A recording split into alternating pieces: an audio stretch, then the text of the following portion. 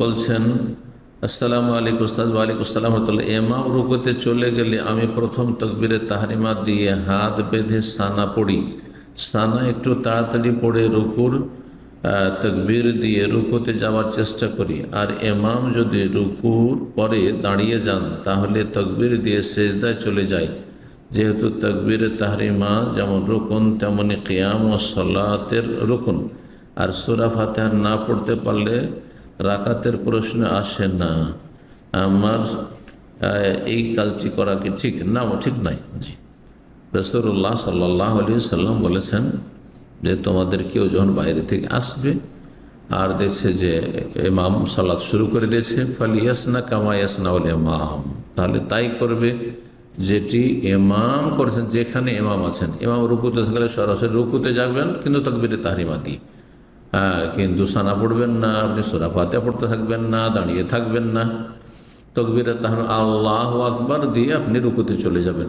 আর একটি তকবীর যদি দিয়ে দেন রুকুতে যাওয়ার তকবীরটি, তাহলে এটি বেশি উত্তম, দুইটি তকবীর। আর যদি একটি তকবীরই দেন আর তকবীর তাহরিমা নিয়াত করেন, সেটি যথেষ্ট হবে ইনশাআল্লাহ। আর যে কাজটি করছেন এটা ভুল কাজ করছেন। আপনি এইদিকে সূরা ফাতিহা পড়তে থাকলেন, ওইদিকে রুকু থেকে উঠে সাজদায় চলে গেল, তাহলে তো আপনার সে রাকাত হলো না। কারণ রুকু না পেলে রাকাত হয় না, এটি বিল ইজমা, সর্বসম্মতি করবে সমস্ত আইম্মা কেরামদের মত, ওলামা কেরামদের মত।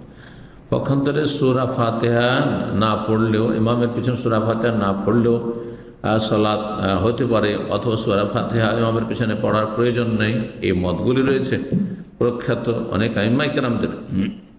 সুতরাং আর বাইরে থেকে যারা মাসবুক পরে আসলো, তার জন্য রুকু পেলেই রাকাত হয়ে যাবে, তাকবীরে তাহরিমা রুকু পেলে রাকাত হয়ে যাবে।